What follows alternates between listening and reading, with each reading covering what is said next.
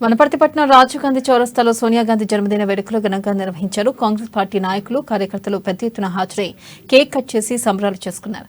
సోనియా గాంధీ చిత్రపటానికి పాలాభిషేకం చేశారు. ఈ కార్యక్రమంలో వనపర్తిపట్న కాంగ్రెస్ పార్టీ అధ్యక్షులు చీర్ల చందర్, నియోజకవర్గ సమన్వయకర్త సతీష్, కాంగ్రెస్ కార్యకర్తలు పాల్గొన్నారు. తెలంగాణ రాష్ట్రం ఇవ్వడానికి ఇష్టే ముందు ఎన్నో ఆంధ్రలో కానీ భారతదేశంలో కానీ కాంగ్రెస్ పార్టీ ఉనికి కోల్పోతుందని చెప్పినప్పటికీ తల్లి సోనియమ్మ ఇచ్చిన మాట కట్టుబడి తెలంగాణ రాష్ట్రాన్ని ఇచ్చింది.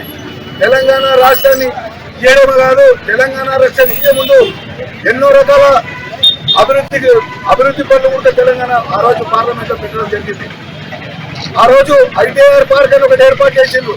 దాన్ని ఈ రోజు మొన్నటి వరకు ఉన్నటువంటి ముఖ్యమంత్రి నేను తెలంగాణ తెచ్చినా అని చెప్పుకునే ముఖ్యమంత్రి కేసీఆర్ గారు ఆ రోజు తెలంగాణ ఇస్తే టీఆర్ఎస్ కాంగ్రెస్ విలీనం చేసి